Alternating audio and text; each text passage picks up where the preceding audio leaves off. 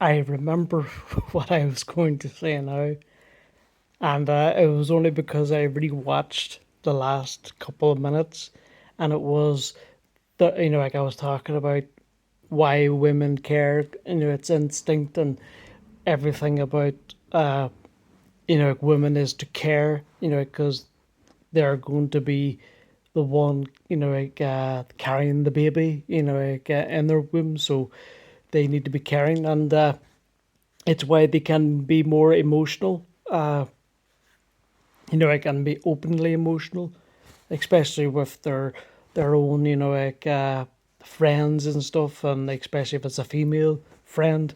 Whereas men are more aggressive, men are more stoic, so they tend not to say their emotions. And people nowadays say, "Oh, you don't need to do that. No, it's fine. Just say your feelings." No, there's a good kind of uh, middle ground to have there, because you don't want to have if someone's to be presented as stoic or a leader, you can't have them breaking down in tears all the time.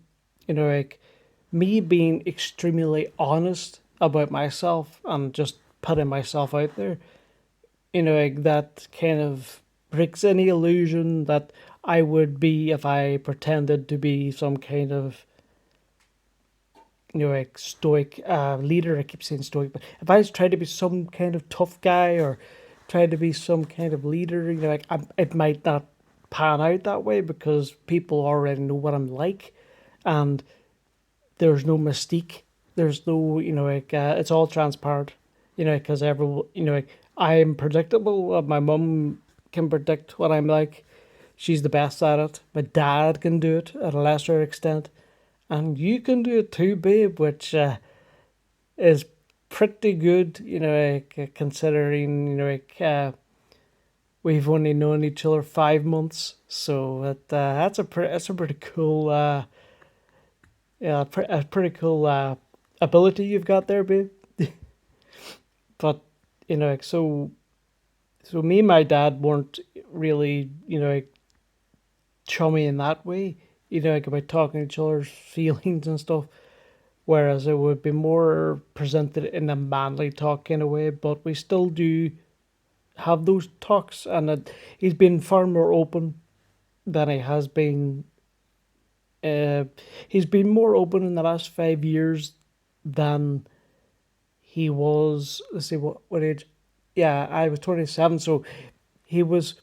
He's been more open in the last, let's just say, uh, 7 years than he was in the previous. Uh, what? Yeah, it's sorry. Yeah, he's been more open in the last 7 years than he has been uh, prior to that in the last 25 years of my life. So that's all of my life, 7 plus 25. So, so he's been more open and honest and talked about his life a great deal more in the last 7 years than he did in the previous 25 years. And I think that is definitely true, because I know a lot of things about him that I didn't, before, let's say, 7 years ago. And it's great that me and my dad are getting along more. I wanted to kind of say that maybe for the end, but, yeah, me and my dad are getting on fantastic, and we have a good kind of father son relationship. Uh, it is more of a friendship, uh, but he does be a father a lot as well. So, you can switch off at times being a parent. You can just have fun and stuff. My mum does that at a much lesser extent, uh, but she can't help that. She's a mum through and through, and she can't help but worry all the time and care.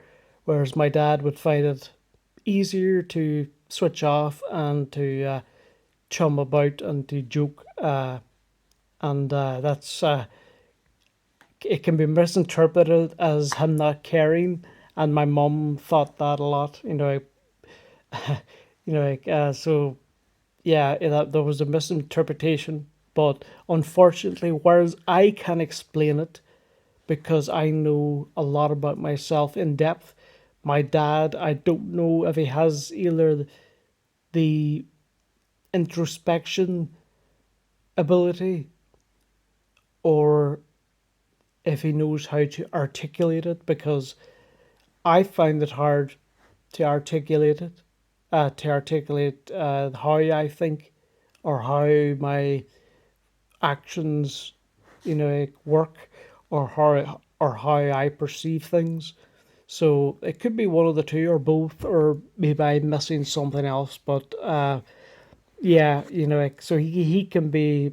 I've misinterpreted him loads of times, but then nowadays I try to see, right, what does he actually mean? So I tend to ask a lot of questions. That's why I do ask you a lot of questions about like specifics. And yes, it can be annoying at times. I apologize, but it's just me trying to know precisely what you mean, so I don't answer a question uh, that actually wasn't the actual question. So if you ask me some question, but instead of being more specific, you wrote it in just a general way, but instead of me asking for the specifics on it, I answered broadly as well.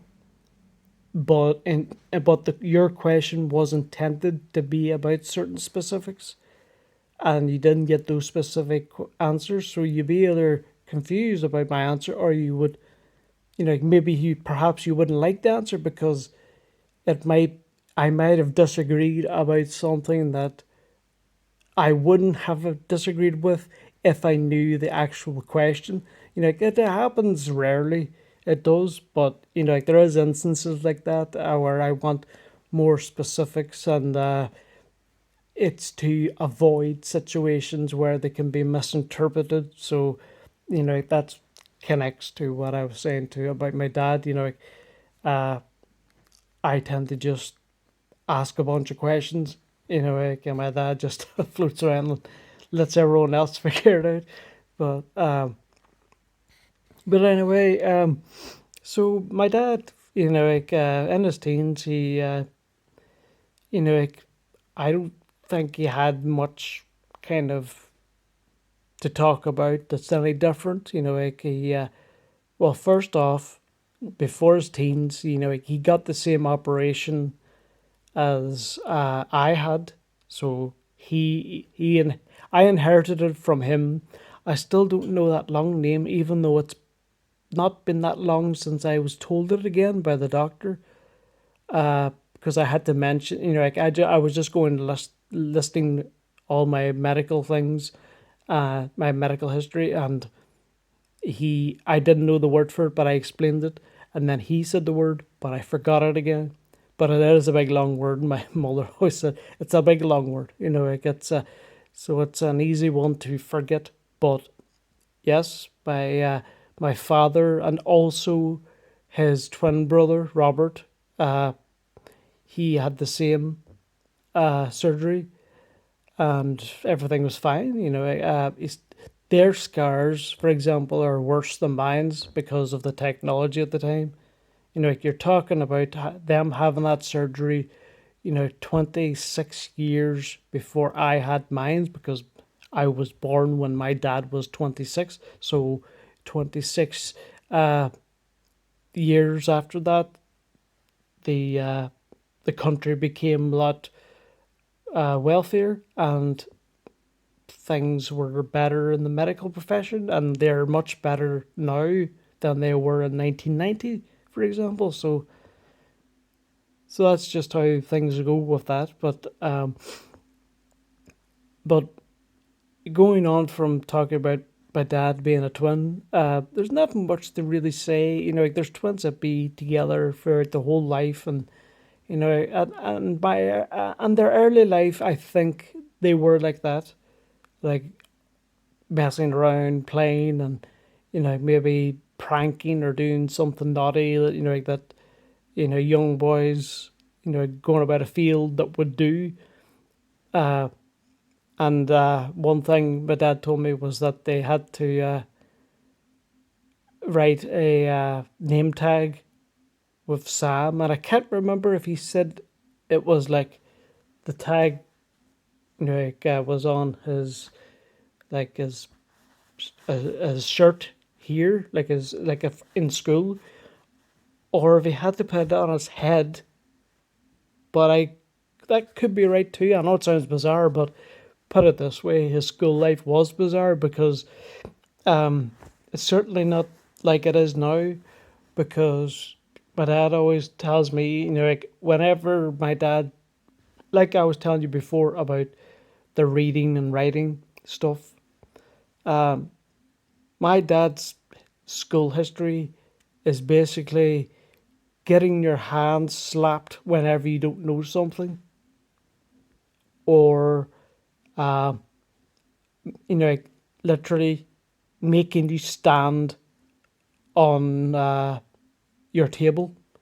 I'm sure it did that when I was more younger, but to humiliate you, like to make you the black sheep of the class, to alienate you, it's very harsh punishments, and that's the way they used to be in schools all over the UK, and all of that stopped now. There can be cruel teachers, but they can't whack you in the hands and like, do all these things that would be traumatizing. And my dad said, like he didn't learn much coming out of school because it was only just that getting, like, so maybe it gets a better, clear picture now. My dad went to school where he got basically beat by the teacher, didn't learn anything, and then when coming back home, he was being mentally damaged by his his parents. And I haven't said much about my granny, and I will say more about it in her segment story.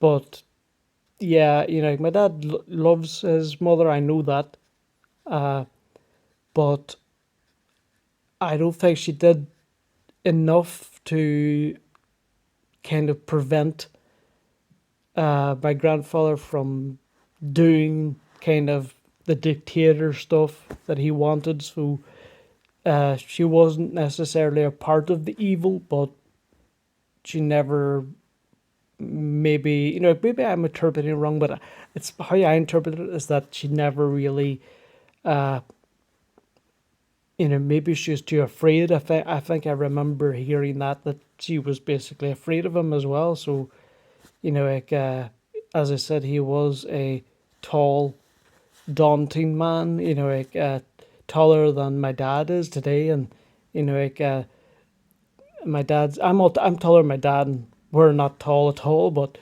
uh but I can't remember what height my grandfather is. I don't think my dad knows for certain, but he's definitely tall, more than 6 foot something. But uh, yeah, I can understand, like my granny being fearful of being beat up if she spoke out of turn, and I'm sure it's happened because like back those days in the 60s, 70s, 80s, yeah, it's very commonplace for like a man to beat his wife, like if he so wished, and like in my country's culture, just to kind of be more precise and kind of like if you reported it, maybe something could be done, but more or less it was just part of the home life, and that things would just reset the next day, like nothing ever happened. Like and even the wife would move on from it. Whereas now we know that like, all of that is completely wrong, completely wrong. But yeah, like apart from things like that, my dad's school life was pretty bad and useless and more damaging than it did good. Uh, One thing was that he got peer pressured into smoking when he was 15, and how many years later? 44 years later, and he's still smoking. Angry. Yeah, not good. My dad basically smokes all the time. He smokes 20 cigarettes a day, uh, and I think they're the longer ones, but I always just round them up to 20. And when he gets stressed, and he gets stressed a lot, when he gets stressed, he smokes more. Like if he has a stressful kind of day going somewhere, because of social anxiety, like I would have, things like a small panic attack or a potential of a panic attack, he would smoke more because of it. So yeah, fuck you is what I say to the person that introduced my dad to cigarettes. Apologies for the swearing, babe. Honestly, if you hate me doing that, tell me. But yeah, it shows my anger at least of how I feel about that idiot that introduced my father to smoking. But then again, that he's just another victim of it as well. But um, my battery's at 7%, but there's still loads, and I can just plug it into the charger. I'm just paying attention to it. But yeah, that's basically my dad's teens. Um, when my dad was around 18 itself, he actually moved out from his parents' house, and he wanted to live on his own. And he wasn't kicked out, and and it wasn't that he was pushed out either. He wasn't felt like that, but because of the toxic nature of the whole family unit there, he wanted to move. And because he's 18, he was an adult, so he can uh, make decisions and do things that that he wants, and that he did that. And he moved into a caravan. Now we call it caravans over here. Americans call it something different, like a mobile home or a trailer. But I can get it up, but if you don't know exactly what it is, you probably do. So I apologize. It sounds patronizing, but I'm just explaining it if you don't. It basically can be pulled by a car, and not like a big truck or anything, but like an actual car, so you can move your, it's like it's a thing to go on holiday, really. But if you're poor or something like that, people do live in caravans, and my dad, his first place was one of those caravans, and I think Robert moved in as well. Uh, there is one story that really all I know about this caravan is that, well, firstly, that it was not very far from my grandparents' house. I think could have been on their land actually. I I'm not particularly sure, but I I would bet on it not being on their land. But I don't know. I don't know. But in one Christmas, uh, and my dad was literally having his like his Christmas Day turkey and stuff like that, having the big meal. But and it wasn't too big because he didn't have much, but the big enough as he could get. And there's a picture. I don't have the picture because he has it. It gets like in actual physical form. When days you had to get printed out, but um, he was saying to me that during that photograph, half of the caravan itself was frozen because it was that cold outside. And caravans are just metal, they're not this cozy kind of home that you could live in. Yes, there's like more expensive ones that you could, but no, no, this is very, very, like flimsy, and I'm sure back then they were even worse than ones I could see today. You're talking about more than, you're talking about more than maybe 35 years ago or so. So, yeah, like pretty bad. And, but yeah, like my father wasn't deterred by it. But yeah, having half the caravan frozen was just crazy. And also, a very interesting fact, I think it's probably more interesting than the frozen part, is that in the photograph, and like I was saying, like he was eating, I don't know what he was eating, but that doesn't matter.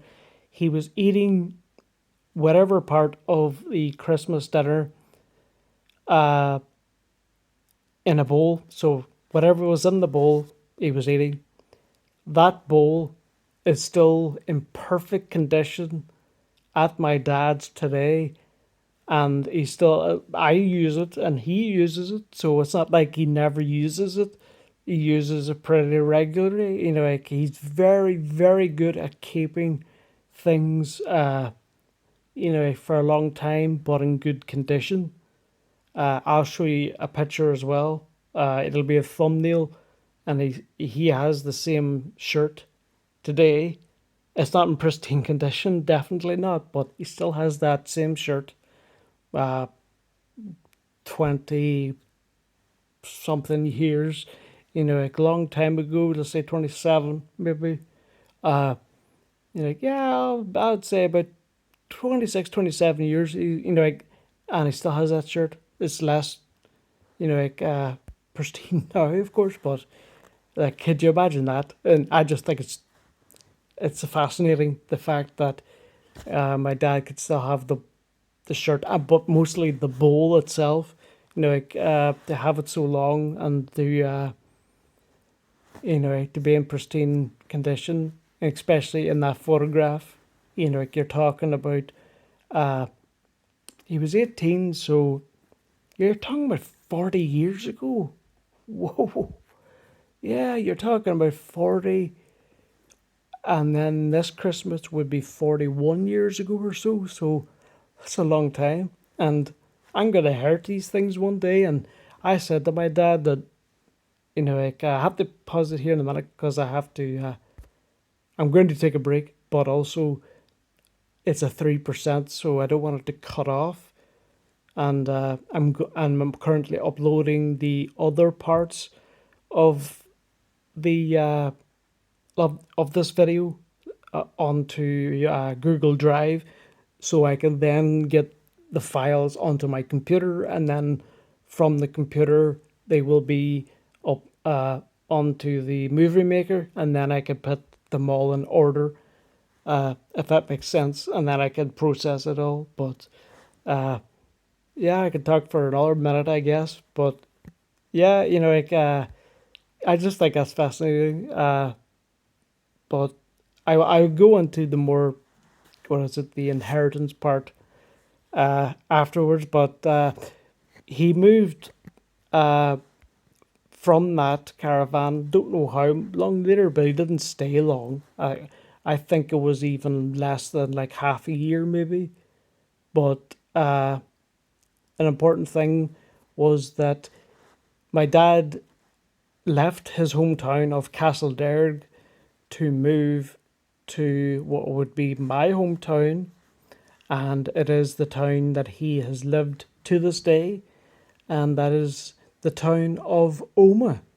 So, in the next section here, just in a second for you, but in a while for me to create, you'll hear the story of my dad in his 20s and further. So, I will see you in a bit, babe.